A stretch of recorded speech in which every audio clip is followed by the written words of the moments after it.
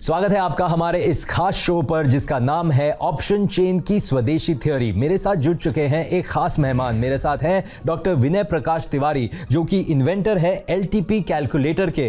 वो फाउंडर भी हैं इन्वेस्टिंग डैडी के, जो एक सेबी रजिस्टर्ड इन्वेस्टमेंट एडवाइजर है, और फाउंडर है डैडीज इंटरनेशनल स्कूल के, जो इंडिया की पहली बोर्डिंग स्कूल है जो स्ट्रक्चर्ड फाइनेंशियल एजुकेशन देती है बच्चों को।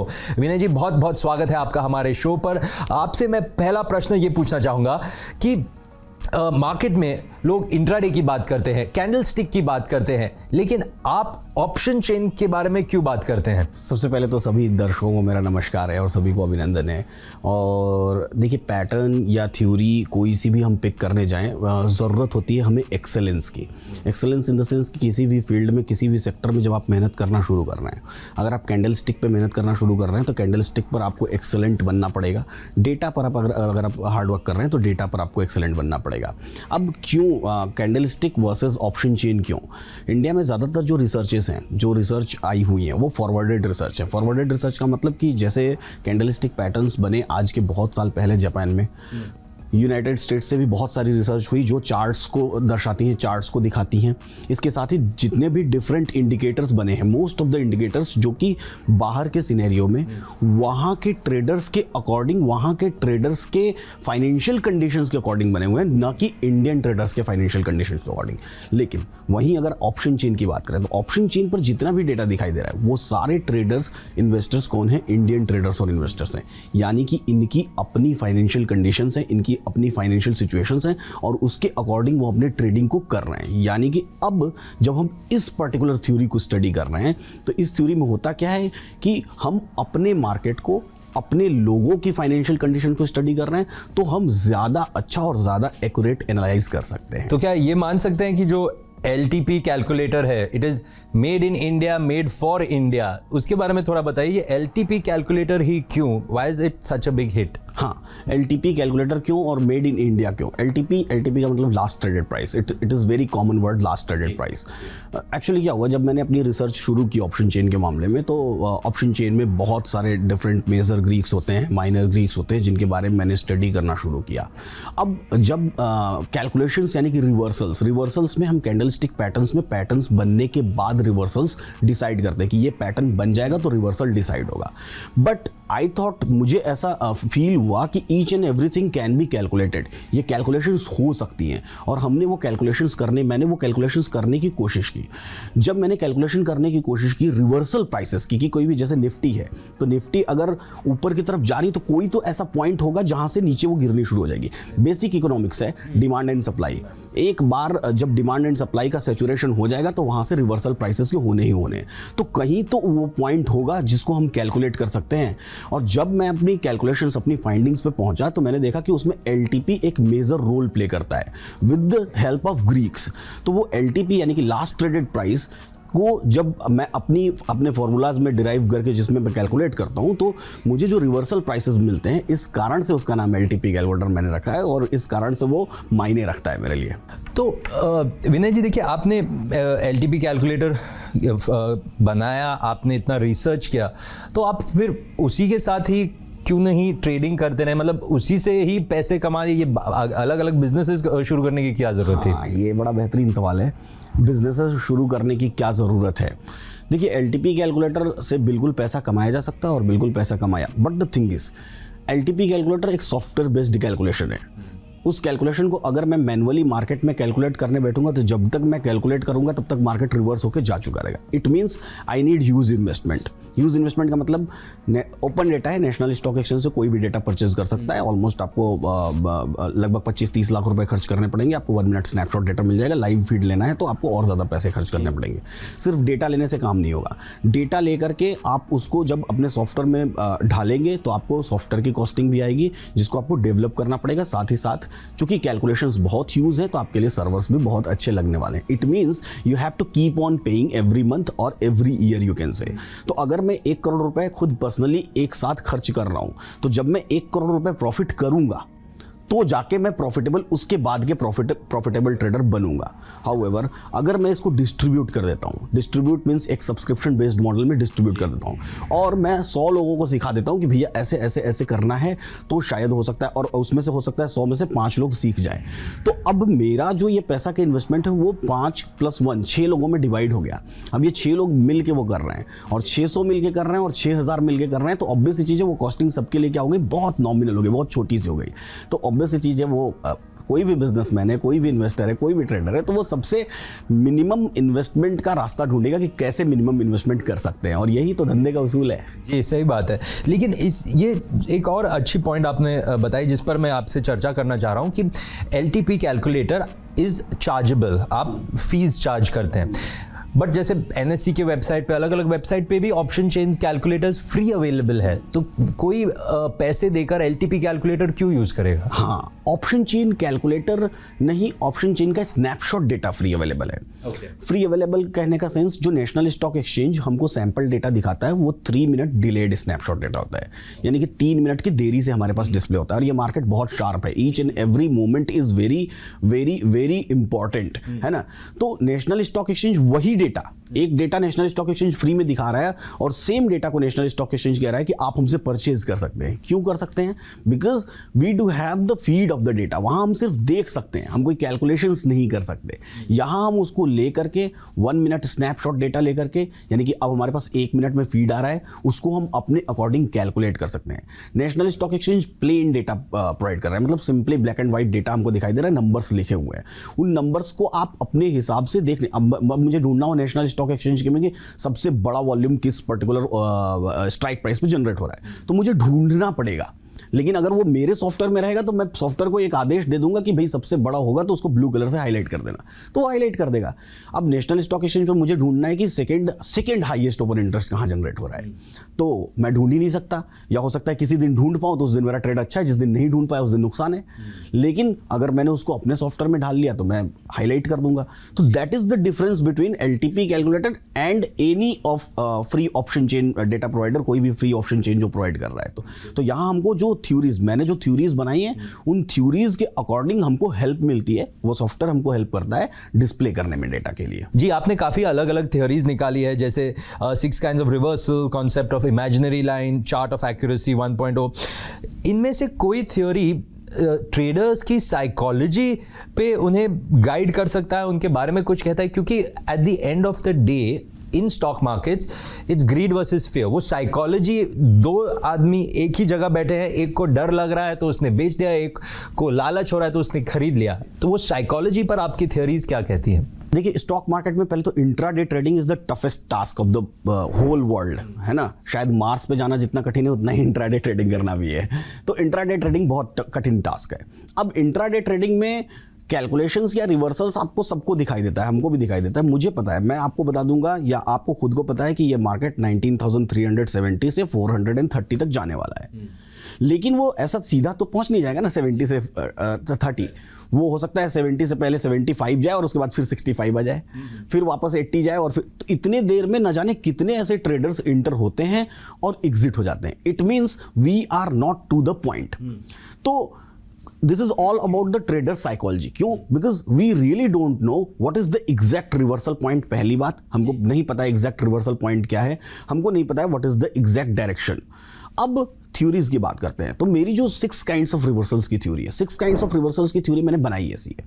अब होता क्या है कि जनरली जो हमारे दर्शक देख रहे हैं वो एक कॉमन वर्ड है support and resistance. Each and everyone knows कि सपोर्ट होता है, रेजिस्टेंस होता है, और हम सभी को पता है, जो लोग बहुत पुराने हैं मार्केट में तो उनको पता है कि आज से अगर आप ठीक यहाँ से 15 ईयर्स पीछे चले जाइए, मतलब जब इंटरनेट नहीं था, जब लोग डीलर्स के यहाँ बैठा करते थे, उस समय support and resistance were really big things. क्यों? क्योंकि सबको उसके बारे में नहीं पता था।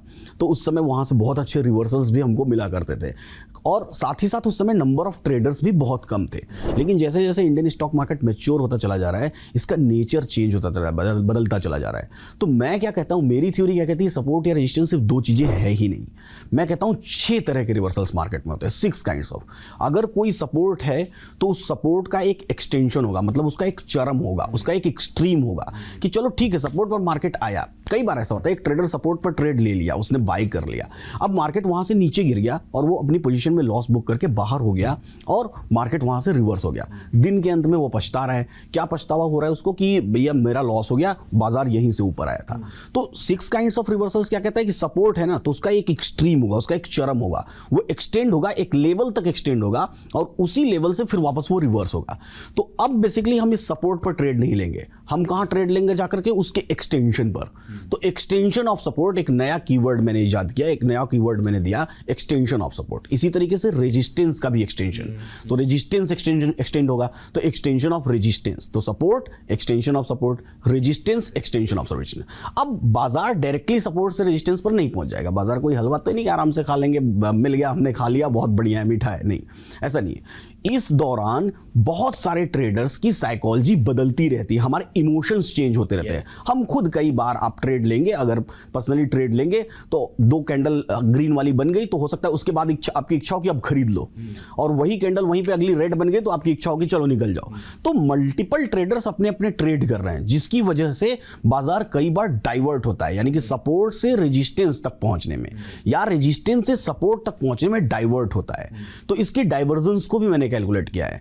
तो each and every support, between the support and resistance there are divergence and it's end of divergence, यानी कि डाइवर्जन एक शुरू होगा तो उसका कहीं ना कहीं अंत होगा।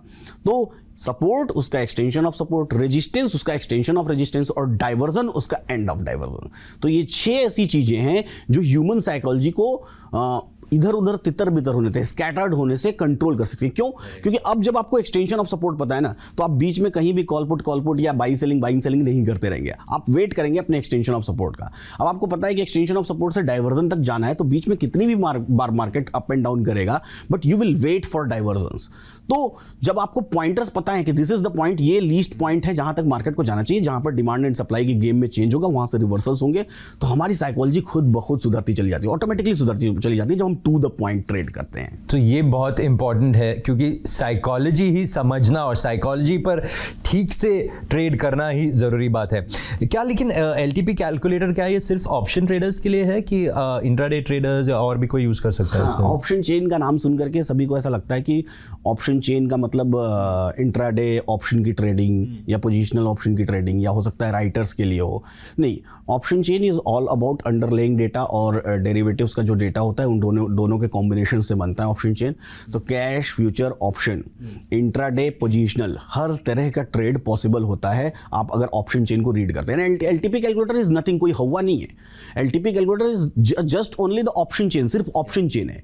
मैंने उसको क्या किया है, मैंने उसको सिस्टमेटिक कर दिया है कि इस नजरिए से आपको देखना है ऑप्शन चेन को। मैंने उन नंबर्स को हाईलाइट कर दिए जो नंबर्स आज के दिन में इंपॉर्टेंस रखते हैं, और सबसे मोस्ट इंपॉर्टेंट थिंग, मैंने वो कैलकुलेशंस वहां पर इनबिल्ट कर दिए जिससे कि हमको एक रिवर्सल प्राइसेस का अंदाजा हो जाता है। तो इसलिए कैश, फ्यूचर, ऑप्शन तीनों ही सेगमेंट में, इंट्राडे भी और पोजिशनल भी, अगर आप ऑप्शन की बाइंग करते हैं तो भी आपके लिए, और राइटिंग करते हैं तो भी आपके लिए, तो हर सेगमेंट के ट्रेडर्स के लिए वो उसकी अवेलेबिलिटी है।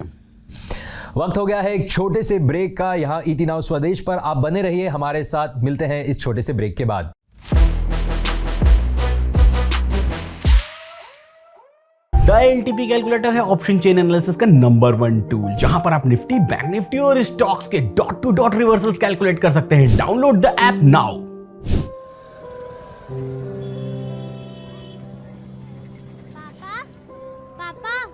पापा मैं जीत गई। साइंस कंपटीशन में फर्स्ट प्राइज मिला है। हमारी टीम ने छोटा सा रॉकेट बनाया था। अरे वाह परी बिटिया, बहुत अच्छा। बिटिया इसी तरह खूब मन लगा के पढ़ाई करो। अरे मंगल, ये सब पढ़ाई तो बड़े महंगे स्कूल में होती है, कहाँ से लाते हो इतने पैसे? घर बेच करके कि कर्ज ले करके?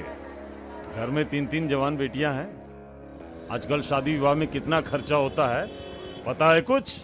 लड़कियों को इतने महंगे स्कूल में कौन पढ़ाता है? बाप मोटरसाइकिल बनाता है, बेटी रॉकेट उड़ाएगी। अरे भैया, महंगा स्कूल कहाँ शर्मा जी, आप अपनी बिटिया को जिस स्कूल में पढ़ाते हैं उससे भी कम फीस में पढ़ाई होती है यहाँ।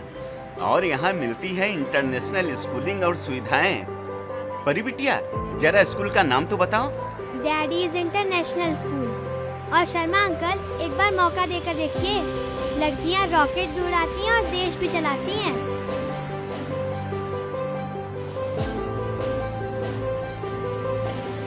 Smart classes with theatre style classroom, class 6 से रोबोटिक्स की सुविधा, फाइनेंशियल एजुकेशन और coding classes. Daddies international school and hostel. अरे वाह, अब मैं भी जाऊंगा daddies international school. Daddies international school and hostel, कांटा बिशुनपुरा, चंदौली। 1800 419 8333।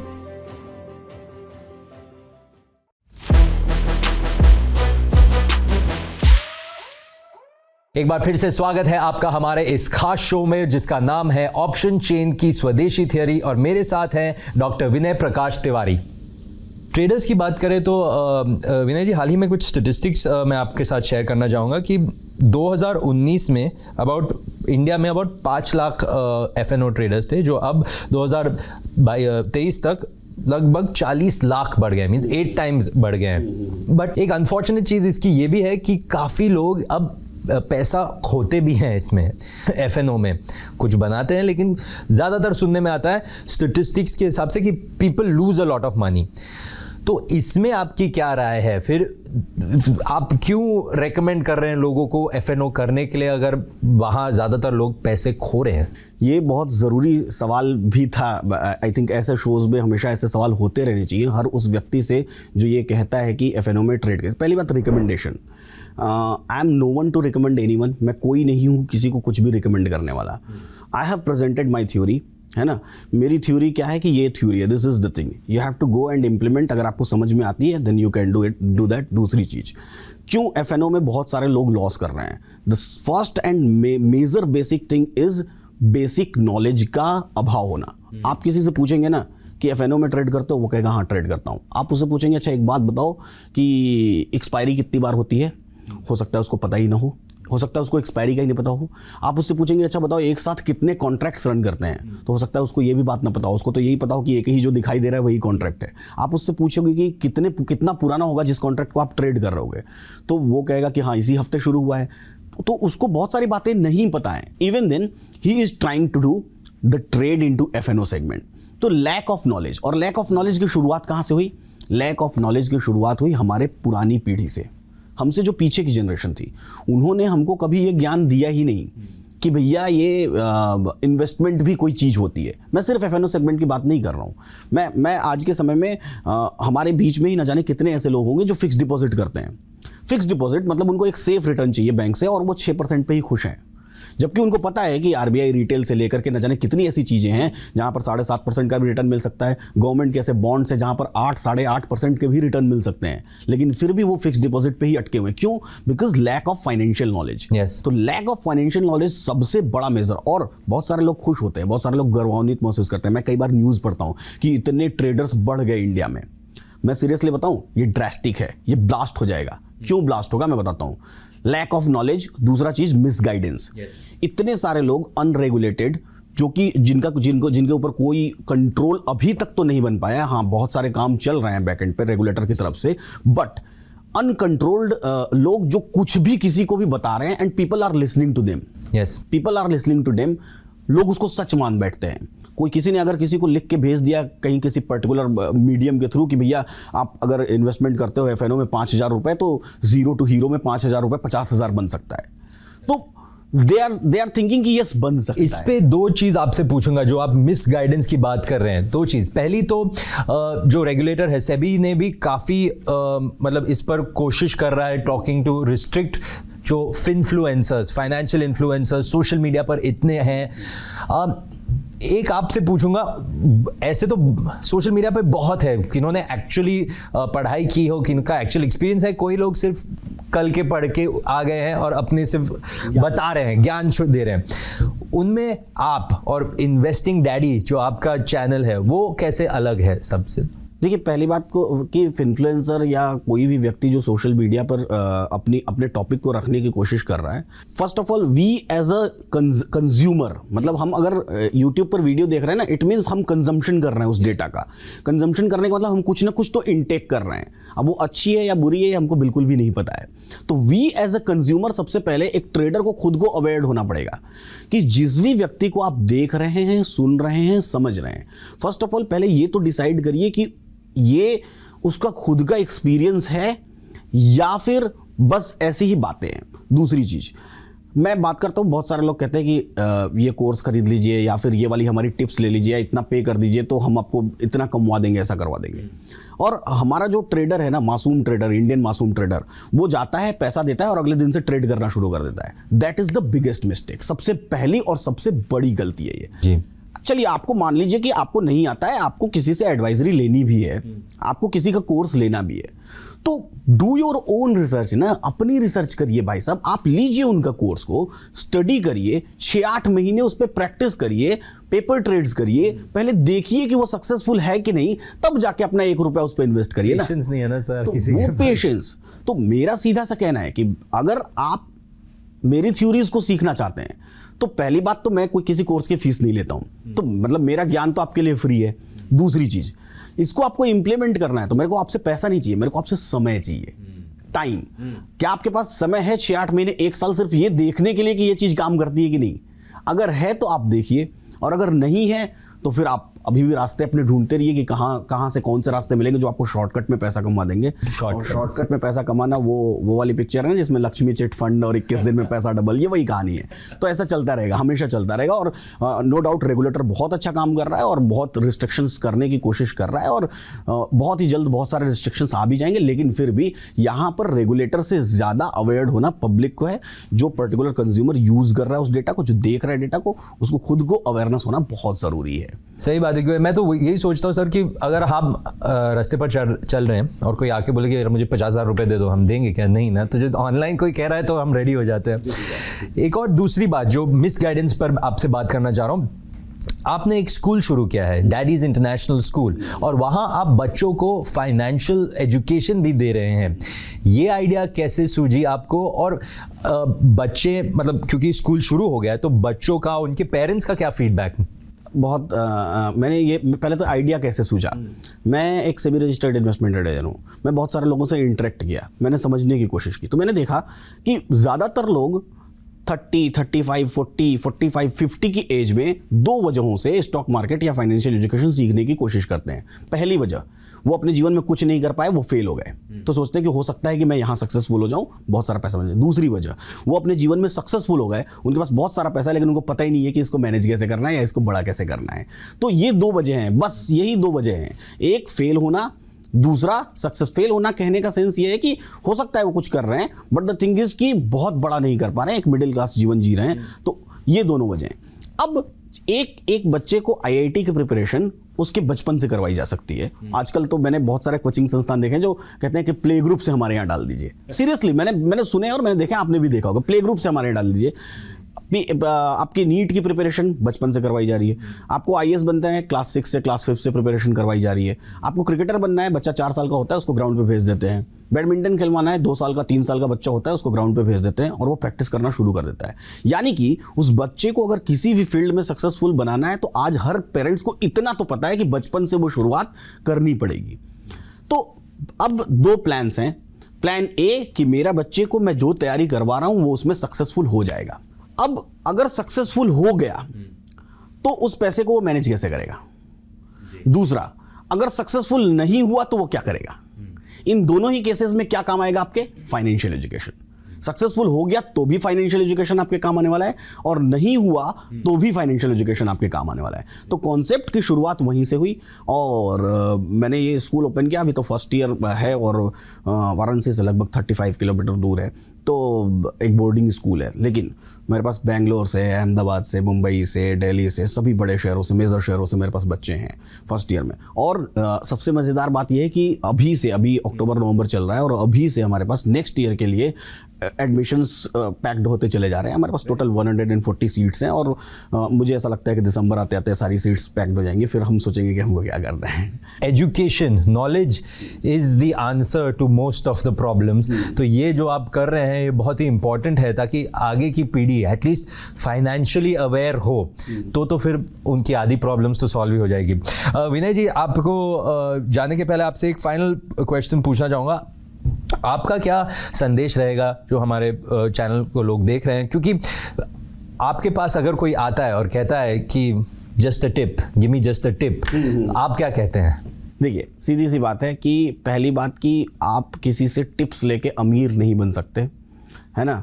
आप और जिसके पास बहुत सारा ज्ञान है या बहुत सारा पैसा है, वो आपको पैसा कभी देगा भी नहीं, क्योंकि जिसने बहुत सारा ज्ञान या बहुत सारा पैसा कमाया है उसने अपनी बहुत बहुत बहुत मेहनत से कमाया है। तो उसको पता है कि मैं इसको किसी को ऐसे ही दे दूंगा तो वो उसको वेस्ट करेगा, इन्वेस्ट तो नहीं कर सकता।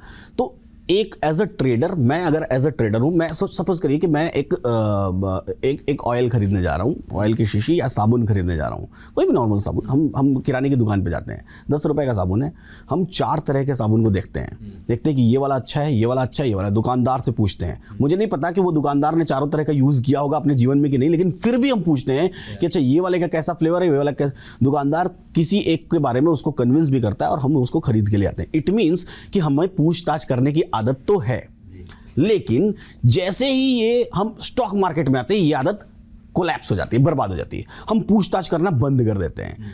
हमसे अगर कोई मिला और उसने हमको कहा कि ट्रेड करने वाले कई तरह के लोग होते हैं, मतलब कैसे तरह के लोग, बड़ी मज़ेदार बात है कि कुछ लोग हो सकता है कि खुद की रिसर्च से ट्रेड करते हैं, कुछ लोग हो सकता है किसी से एडवाइजरी लेकर ट्रेड करते हैं, कुछ लोग हो सकता है कि सामने तोता बिठा लेते हैं, उसके सामने 2 चिट्ठी रख देते हैं, बाई और सेल, जो उठाया वो कर लिया, ठीक है। तो कई तरह के लोग हैं, बट द थिंग इज, मेरा बस सीधा सा कहना है कि कोई भी ट्रेडर बनना है आपको, तो कोई भी ट्रेडर आप 1 दिन में 2 दिन में तो नहीं बन सकते, उसमें बहुत वक्त लगेगा और ये प्रैक्टिस, ये चीज जीवन भर चलती रहेगी।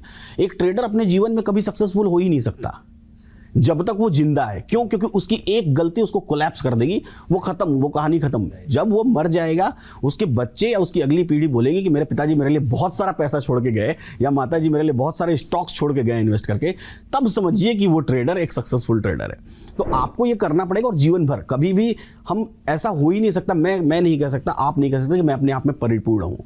टेक्नोलॉजी नई होती है, नई आती हैं, हमको उनको एडॉप्ट करते रहना चाहिए। रिसर्चेज नहीं आती हैं, हमको उनको एडॉप्ट करते रहना चाहिए और ये तभी हो सकता है जब हम अपनी खुद की रिसर्च करते रहें। सो जो कहते हैं ना सर कि change is the only constant, तो स्टॉक मार्केट्स में तो हर दिन क्या, हर मिनट, हर माइक्रो सेकंड चेंज होता है। तो हमें अपने आप को इसीलिए कंटिन्यूसली लर्न करना चाहिए, अपने आप को कंटिन्यूसली एजुकेट करना चाहिए। विनय जी, बहुत बहुत धन्यवाद आपका हमारे साथ जुड़ने के लिए। आप देख रहे थे ऑप्शन चेन की स्वदेशी थ्योरी। हमारे साथ जुड़ने के लिए बहुत बहुत धन्यवाद।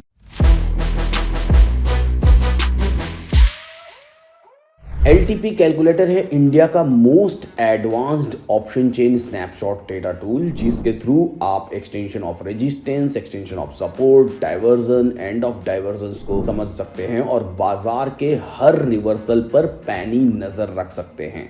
LTP कैलकुलेटर गूगल पर एक टॉप ट्रेंडिंग टूल है।